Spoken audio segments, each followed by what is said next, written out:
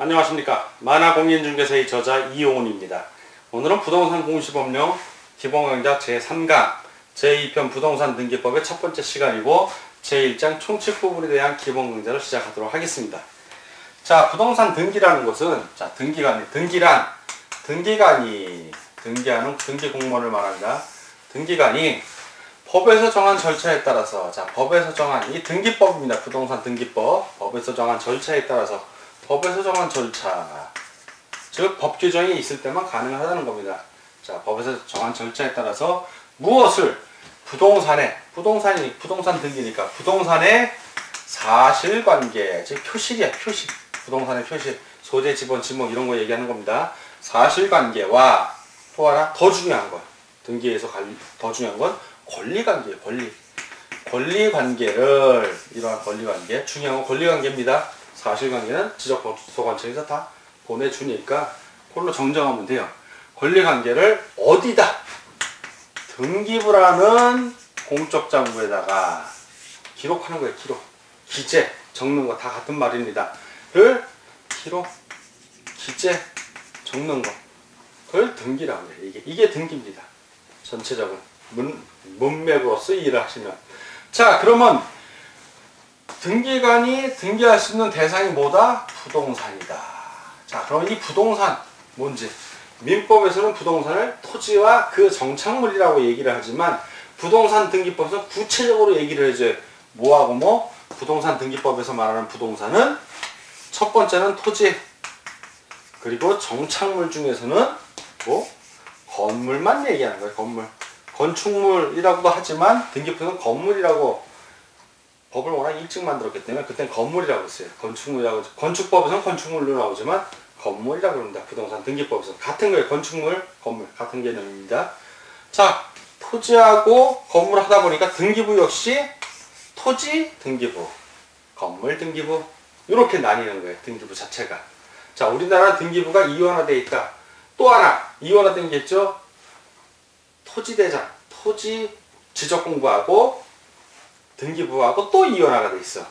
뭔 얘기냐면 지적소관청에서 하는 지적공부 그리고 등기소에서 하는 부동산 등기부 똑같은 토지인데도 둘로 나뉘어 있잖아. 그 이원화됐다고 표현하고, 또 하나 건축물 관리대장 건물 등기부 그것도 이원화되어 있잖아. 그 안에서 지적공부는 또 토지 등기부, 건물 등기부 이렇게 또 둘로 나뉘어 있다는 거예요. 자, 등기부가 이원화되어 있다는 이 얘기고, 우리나라의 지적제도 관련해서 이원화되어 있다는 얘기는 지적공부와 등기부가 이원화됐다는 얘기야. 이건 개념을 잡고 들어가야 됩니다. 자, 그럼 토지는 어떤 걸 등기를 할 것인가? 토지 중에 등기할 수 있는 거는 바로 지적공부에 먼저 등록이 돼야 돼. 지적공부에 등록된 토지여야 되고 반드시 필지 단위로 등기가 돼. 1필지 단위로. 이렇게 등기가 되는 겁니다. 등기가. 지적공부에 등록이 안 된 건 가능한가요? 불가능도. 그래서 신규 등록을 할 때는 반드시 지적공부에 등록을 해. 지적소관청에서 그 대장이고 발급받아서 토지 소유자가 직접 등기소 와서 소유권 보존 등기를 해야 됩니다. 저번 시간에 설명했습니다. 자, 그렇고 두 번째 토지. 사건에 개인이 쓸 수 없는 공유수면 아래에 있는 토지는 어떻게 되냐? 이거는 등기 대상이 아니야. 등록도 안 돼. 왜냐하면 지적공부 토지 배울 때 이제 공강제에서 배우겠지만요. 최대 만조인 간조가 아니라 물이 빠질 때가 아니라 들어왔을 때 이 만조 위 그걸 기준으로 등록이 되는 거예요. 그러니까 썰물로 해서 물이 빠져나가서 요만큼 땅이 썰물 때 생기는데요. 그 땅은 등록 대상이 아니야. 그 땅을 누가 만약에 팔거나 샀다면 사기당하는 거야. 사기당한 거. 바닷가 해안가에 모래에 물을 찾다 나갔다 하잖아요. 예전에 친구 하나 그러더라고. 멋있는 땅이 있어서 갔대. 근데 사라고 그러더래. 살까 하나 좀 이상해서 좀 참았대. 근데 다음날 보니까 바다더래. 샀으면 큰일 날 뻔했다. 그냥 계약했다가 사기당하는 거예요, 이게. 자, 법인수면허는 등기도 안 되는 땅이에요. 사실 등록도 안 되고. 자, 근데 하천법이 개정이 됐죠. 2008년 4월 6일 날 시행이 됐는데 하천법 개정으로 이제 하천도 모든 하천이 다 등기할 수 있게 됐어요. 하천도. 자, 그리고 방조제 같은 거, 파도 막는 거 있죠. 방조제는 토지의 정착물이지만 토지 등기부에 등기할 수 있습니다. 그러나 방조제 부대시설들인 뭐 부대시설이나 터널, 교량 이런 것들은 등기 못합니다. 방조제만 가능하게 방조제만. 자, 이제 건물로 봅시다. 건물은 토지하고 별개의 독립된 부동산이에요. 건물은 독립된 부동산이고, 자, 그럼 이거 건물 같은 경우는 이제 구분 건물이 이제 많이 문제가 되는데, 자, 구분 건물에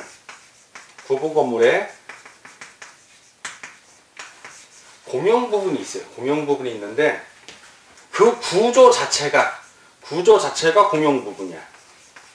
어떤 게 있을까요? 복도, 그리고 계단, 그리고 승강기, 엘리베이터를 얘기하는 이런 것들은 개인이 소유할 수도 없을 뿐더러 누가 봐도 공용 부분이야. 이건 등기 대상이냐? 등기가 안 돼, 이런 것. 등기를 안 해도 건물 전체가 등기가 되니까 등기는 전체적으로는 되지만 개별적으로 안 된다는 거. 개별적으로. 엘리베이터 등기되는 거 한번 가져와 보세요. 있나? 없어.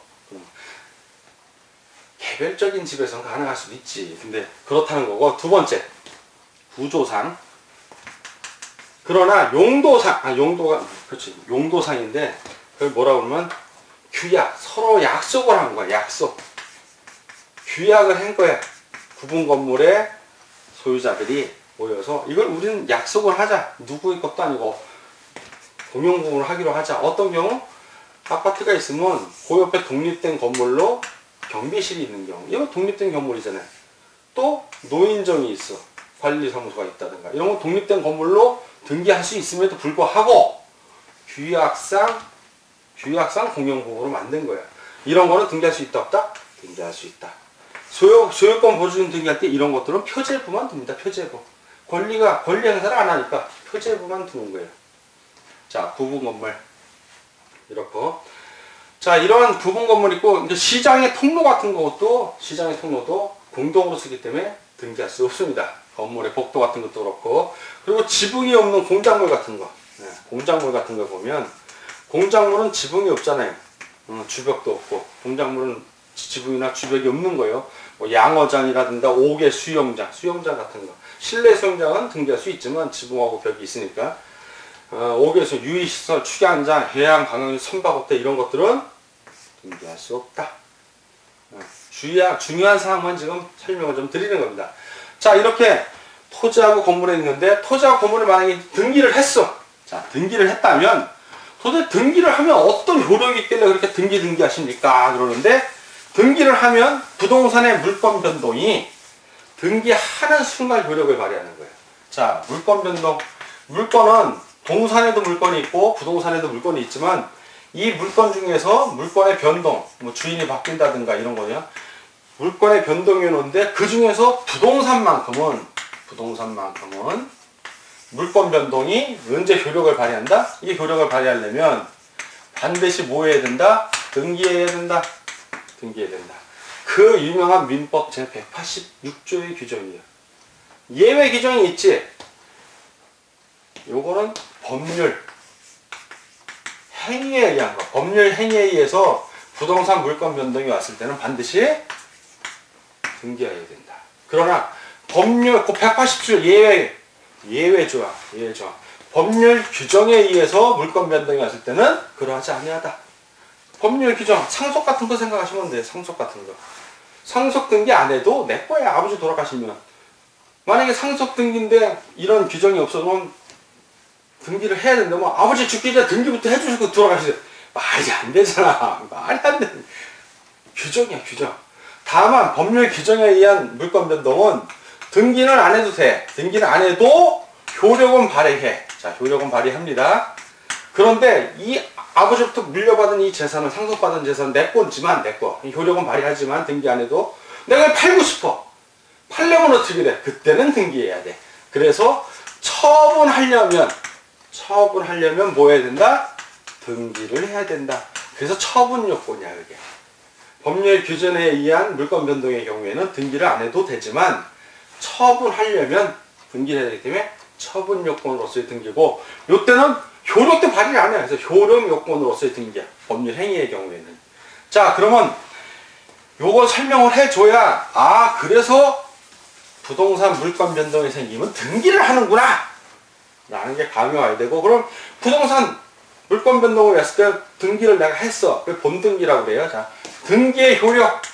등기를 하면 본등기라고 하기도 하고, 그냥 등기라고 하기도 하는데, 이 본등기 하면 어떤 효력이 있는가? 효력. 자, 7가지 정도가 나오는데, 첫 번째. 방금 말씀드린 대로, 등기라면 물권 변동이 와요. 등기를 해야. 물론, 예외적인 것도 있기 때문에 간단히 아까 설명한 걸 정리를 좀 하면, 법률 행위, 그리고 하나는 법률 규정. 자, 법률 행위의 경우에는 등기를 해야만 물권이 효력이 바로 효력이 발생하니까 효력 요건이 되는 거고, 이때는 바로 등기를 해야 돼. 이때는 등기해야 되는 거고, 이때는 등기 안 해도 되지만 처분할 때 등기해야 돼. 처분 요건이 되는 거예요. 처분 요건. 자, 물권 변동. 두 번째. 그럼 물권 변동의 효력이 발생 시는 언제냐면 이건 등기의 효력이니까 등기한 때. 그럼 등기한 때가 언제냐? 등기관이 등기 후에 적은 때. 등기관이 적지는 않고 등기 필증만 줬어. 신청한 거야. 적지 않았으면 등기가 안 돼 있는 거야. 물권 변동의 효력이 없습니다. 그때는. 그러나 적고 도장은 안 찍었지만 등기 필증을 줬어. 근데 적기는 했어. 그거는 효력이 있는 거예요. 적었으니까. 적었을 때, 등기했을 때. 두 번째 효력. 대항적 효력이 있어요. 대항. 등기를 하면 제3자에게 대항하고 있을 수 있어. 누구에게나. 왜? 물권 같은 경우는 당연히 대항적 효력이 있고, 어떤 경우도 채권임에도 불구하고 등기하면 임차권, 판매권 이런 것들은 등기하면 대항적 효력이 있는 거예요. 신탁 등기 역시 등기하면 대항적 효력이 있습니다. 자, 세 번째는 순위가 확정돼. 등기를 해야 이 권리가 순위에 확정이 오는 겁니다. 순위하고 관련된 건 권리야, 권리. 순위는 표제부하고는 아무 상관이 없어, 사실. 등기부는 표제부가 있죠, 제일 앞에. 이게 표시되는 제목이 있는 거야, 표제부. 이건 소재, 지번, 지번. 이게 무슨 권리하고 상관이 있어? 싸울 이유가 없잖아. 지번이 바뀌었으면 바뀐 거 넣어주면 뭔데? 아무 다툼이 없는데, 소유권과 관련된 갑구, 을구. 갑구하고 을구는 번호가 다 순위번호라고 그래. 표제부는, 이거 표제부는 순위번호라고 표시번호라고 그러고, 갑구하고 을구는 다 순위번호야. 순위! 1순위, 2순위.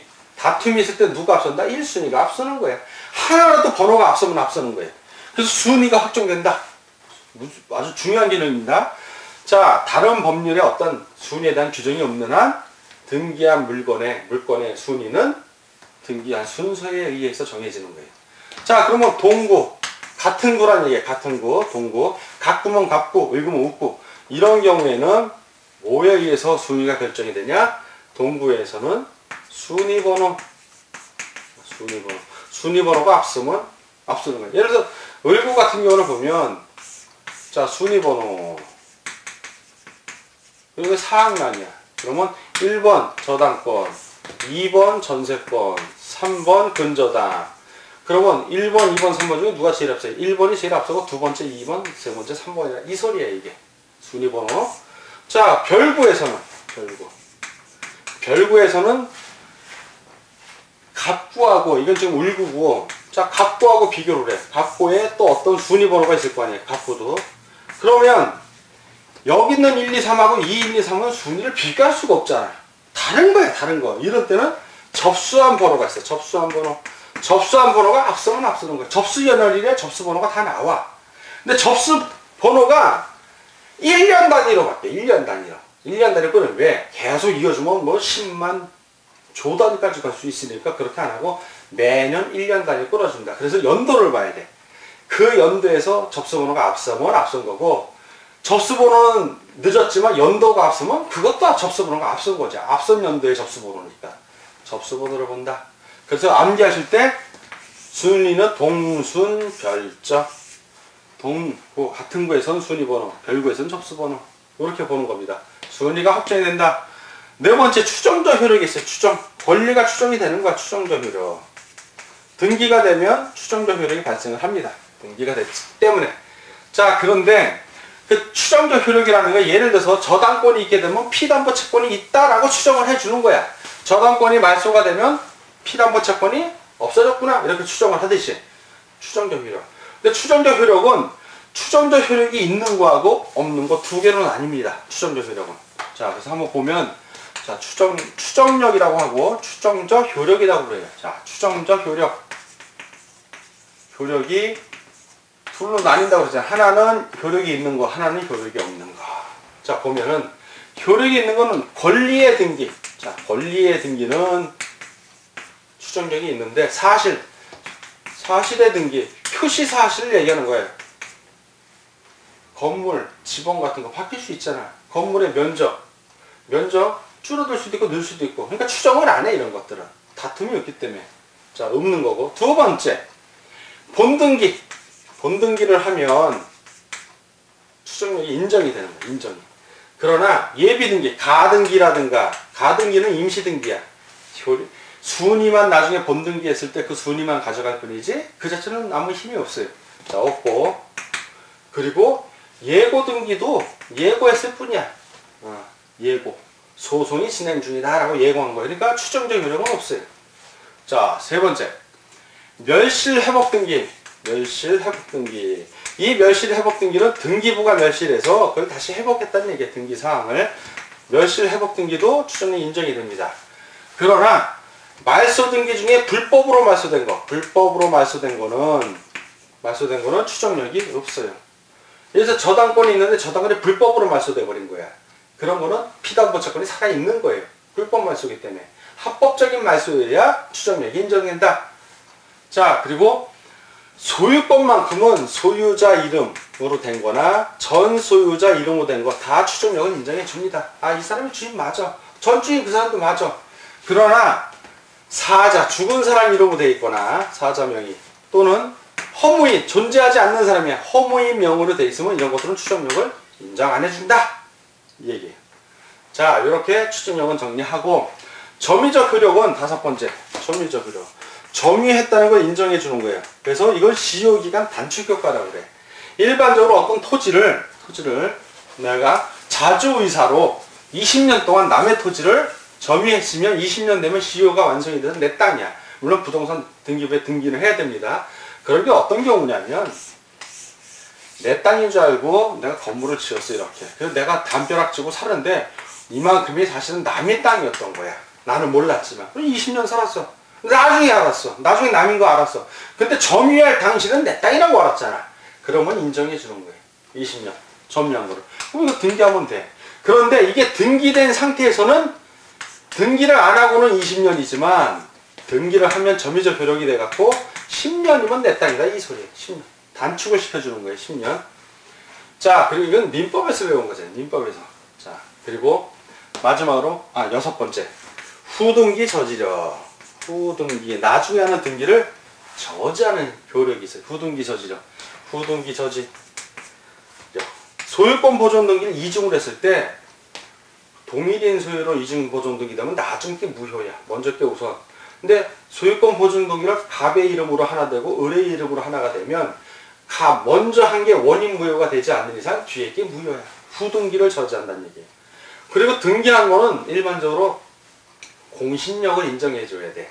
사실 공신력, 즉 부동산 등기부를 보고 신뢰한 사람은 거래를 보호해 줘야 되는데 우리나라는 공신력 인정한다 안 한다? 안 한다. 안 좋네라고 생각하면 안 돼. 이게 없기 때문에 여러분들 공인중개사, 우리 중개업자들이 열심히 중개할 수 있는 거예요. 사고 안 나게. 다 서류 조사하고 현장 가서 주인 만나 안 만나 다 확인하고 중개해주기 때문에 그 사람들이 고맙습니다고 복비, 수수료 복비라고 얘기하는 게 이것 때문에 그런 거예요. 공신력이 완전히 인정돼. 그러면 자기들이 알아서 주인 알아보고 물건 사고 우리 어디 가서 수수료 받아. 긍정적으로 보는 마인드가 중요한 겁니다. 긍정적으로. 자, 이렇게 이제 등기 사무의 정지하고 멸실회복 등기를 이거 비교를 하면서 오늘 시간을 좀 끝을 내겠는데, 등기 사무의 정지라는 거는 대법원장이 어떤 천재지변이나 사변이 나서 등기 사무를 아예 정지하는 거야. 등기의 사무를 정지하는 거니까 이건 기간을 정하긴 정하는데 뭐 몇 개월이라고 말을 못해. 1년 될 수도 있고 2년이 될 수도 있는 거예요. 등기 사무의 정지. 그 개념이고, 멸실 등기, 멸실 회복 등기는 뭐냐면 등기부가 멸실됐어. 그래서 그 안에 있는 등기를 회복시켜라 이거야. 회복 등기. 이것도 역시 대법원장이 지정하는 기간. 이거는 3개월 이상을 지정을 해줘요. 대법원장이. 두 개 다 대법원장이 지정하는데 이거는 대법원장이 지정하는 기간이라고만 나오고 이건 3개월 이상으로 지정하는 기간. 그러니까 이거는 등기사무 정지기간. 여기는 멸실회복 신청기간이야. 신청기간. 이렇게 되면 여기서 핵심이 되는 포인트는 새로운 등기원에서 새로운 등기를 하는 경우, 신등기죠. 새로운 등기를 신청했어. 새로운 등기를 신청했을 때 사무 자체가 정지되어 있으니까 새로운 등기 신청하면 다 각하야. 안에 일을 안 한다는 얘기야. 이거는 전쟁 났는데 무슨 새로운 등기하고 앉아있어. 쉽게 생각을 하세요. 설사 새로운 등기 신청을 해서 등기가 돼도 절대 무효야. 이건 말소야. 그냥 직권 말소. 정지가 됐는데 전쟁 나서 난리 났는데 무슨 등기하고 앉아있어? 다 없는데. 그렇다는 개념이고 그렇다는 거고. 멸실 회복 등기는 멸실된 등기부만 회복하는 게 아니라 딴 업무 중지하라는 얘기가 없잖아. 그러니까 새로운 등기가 신청이 있으면 새로운 등기가 있으면 이거는 그냥 처리하면 돼요. 각하할 거면 각하하고 등기할 거면 등기하고. 그래서 등기가 됐어. 등기가 됐으면 이건 유효해. 여기서 무효였지만 이건 유효야. 그 개념만 잡으면 돼요. 자, 오늘은 부동산 공시법령 등기법 기본 강좌 3강 하면서 등기법 처음 들어갔는데 좀 어려워하지 마시고 재밌다. 나중에 내가 공인중개사가 돼서 중개 업무를 할 때 등기부 등본을 잘 볼 줄 알고 사람들에게 설명해 줘야지. 이런 마음으로는 참 재밌는 학문입니다. 즐거운 마음으로 공부하시기 바랍니다. 수고하셨습니다.